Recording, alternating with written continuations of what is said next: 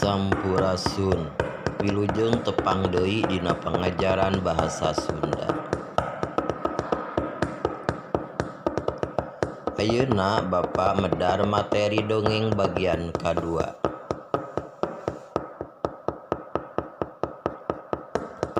Dongeng teh direka dina bahasa lancaran atawa karangan bebas.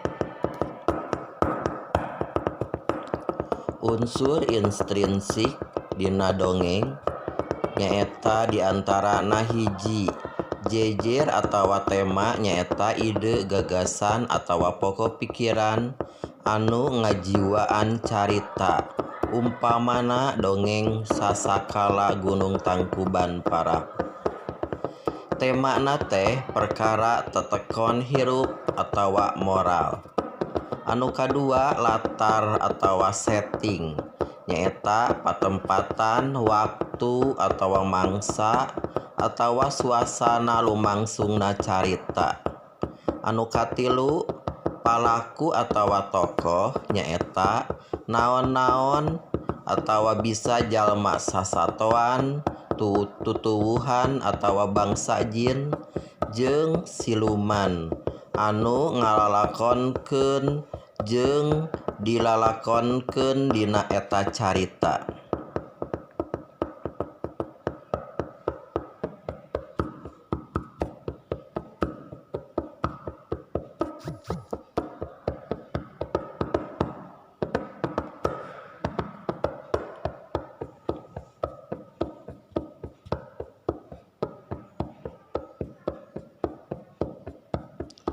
Anu kaopat nyaeta galur atawa alur.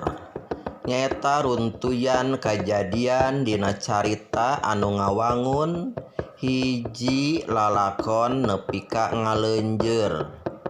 Galur dina dongeng Sasakala Gunung Tangkuban Parahu diantarana kasang tukang atawa latar belakang pangresep hiji raja karajaan di priangan kana moro bahasa Indonesia nya berburu.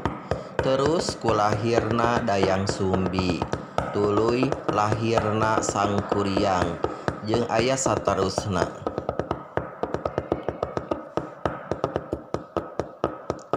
Anu kalima amanat atawa pesan nyaeta rupaning hal atawa perkara anu rek ditepikeun ku pangarang dina karyana. Amanat biasana patali jeung tema.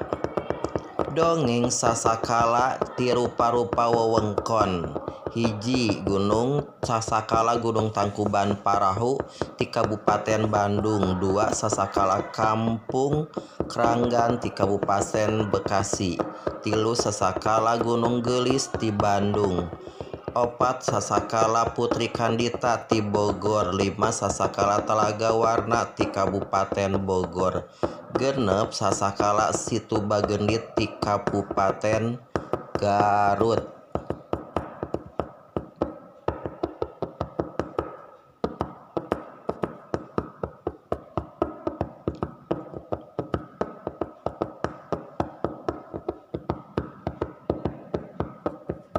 Ayeuna Bapak rek ngabahas hiji dongeng judulnya Sangkuriang. Dongeng Sasakala Sangkuriang kaasup legenda Gunung Tangkuban Parahu. Dina hiji mangsa dicaritakeun aya sahiji putri raja di Jawa Barat ngaranna Dayang Sumbi. Dayang Sumbi boga anak lalaki anu kasep ngaranna Sangkuriang. Sangkuriang karesepna ngaburu sasatoan di leuweung. Sangkuriang dibaturan ku hiji anjing nu ngaranna Situmang. Anjing eta lain sawajar anjing, nu sabenerna anjing eta teh titisan dewa nu mangrupa bapana Sangkuriang.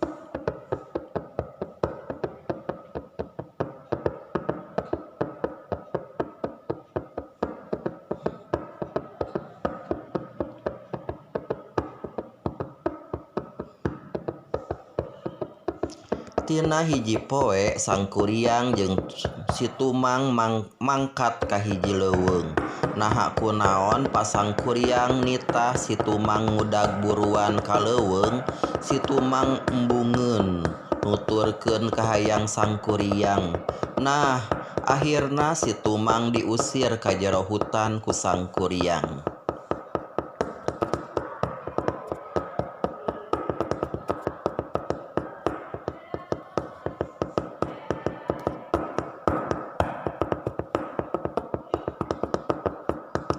Saentos sangkuriang balik deui ka istana, sangkuriang nyaritakeun kajadian eta ka indungna nyaeta Dayang Sumbi.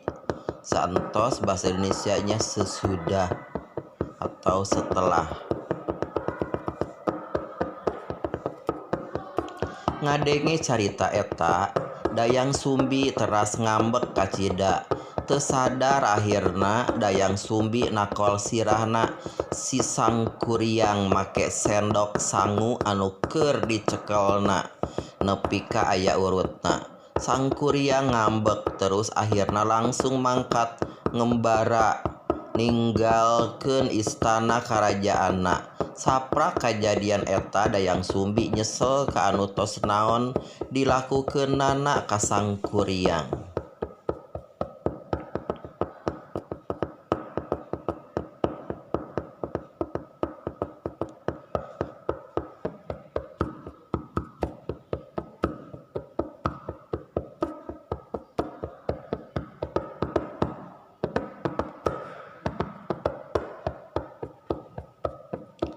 Saentos kajadian eta, Dayang Sumbi terus ngadoa jeung tapa. Tina hiji mangsa, dewa-dewa masihan hadiah ka Dayang Sumbi nyaeta rupa awet ngora jeung kageulisan anu abadi. Entos lami pisan sangkuriang mangkat, akhirna sangkuriang mutuskeun balik deui ka istana. Saentos nepi ka istana, sangkuriang ningali karajaan eta teh tos beda pisan. Kecap deui kurang huruf U. Di dinya oge sangkuriang ningali aya hiji awewe anu geulis ka cida, anu teu lain padahal mah indungna. Ningali tina kageulisanana akhirna sangkuriang niat rek ngalamarna. Sabalikna oge sangkuriang teh sosok jalmi anu kasep, anu matak nyieun Dayang Sumbi oge resepeun ka pamuda eta teh.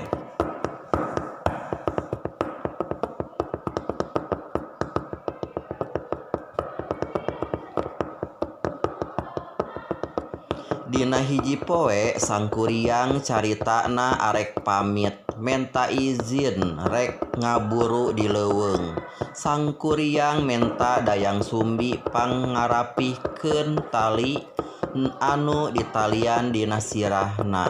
Dayang Sumbi reuaseun pas ningali aya urut bared tina sirah sangkuriang anu rek jadi calon suamina eta teh.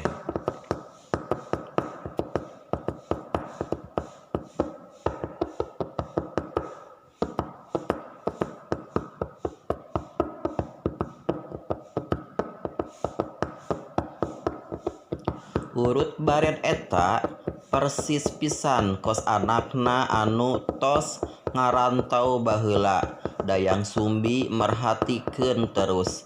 Dipikir-pikir beungeutna oge mirip pisan jeung anakna anu mangkat harita.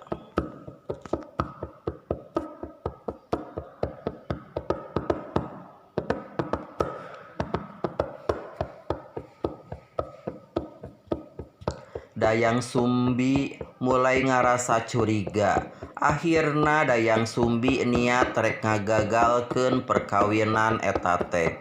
Dayang Sumbi teras ngajukeun 2 syarat ka pamuda eta.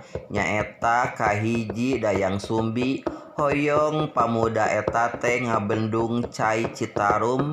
Kaduana Dayang Sumbi hayang hiji sampan parahu anu gede pikeun nyebrang Cai Citarum.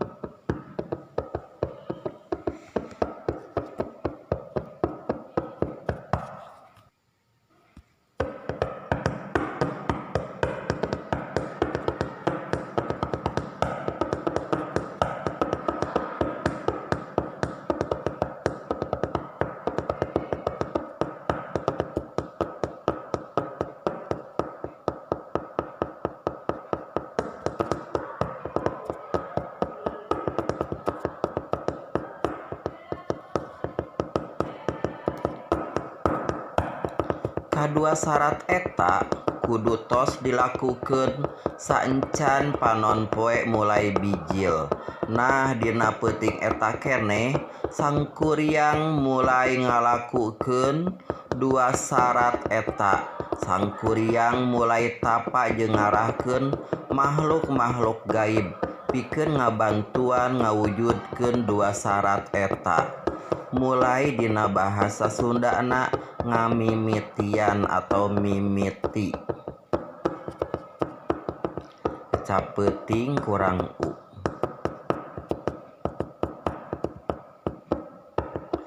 Dayang Sumbi mulai atawa mimiti ningali lalaunan pagawean sangkuriang nu sabenerna ampir beres dilakukeun.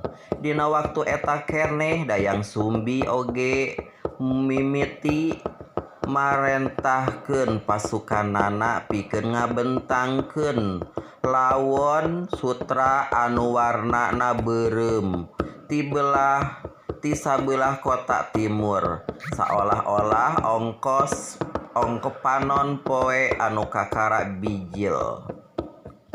Ongkos itu seperti kawasiga. Kecap beureum kurang huruf u.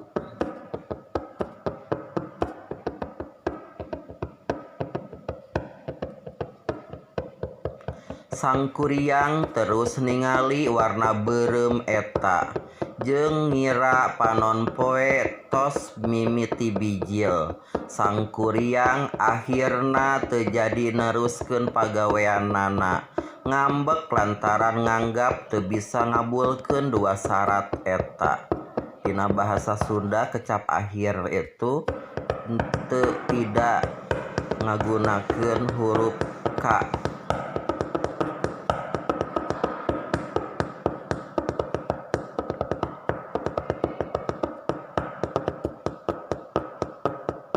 Make kakuatanana akhirna sangkuriang ngabobol bendungan anu entos dijieunna. Teu lila jadi banjir gede jeung nendang sampan parahu nu tos dijieunna. Sampan parahu eta ngalayang jeung akhirna ragrag dina hiji gunung anu ayeuna disebut Gunung Tangkuban Parahu. Ieu cetatan carita dongeng sangkuriang teh rengse dicokot tina google.com. Sumber referensinya tina google.com.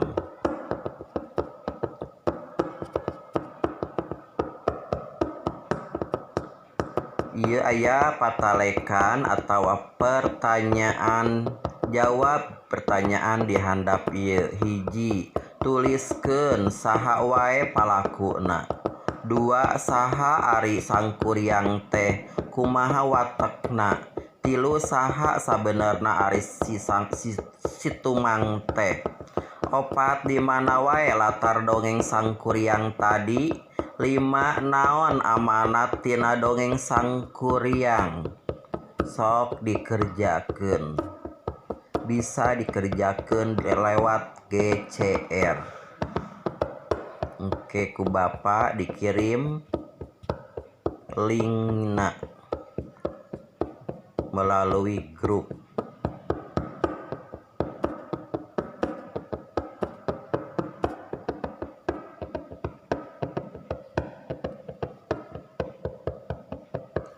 Dijawab sing bener, ulah asal-asalan. Dikumpulkeun nepi ka atawa sampai jam 18 tepat waktu sesuai tanggal tugas ieu diberekeun. Hatur nuhun. Sampurasun.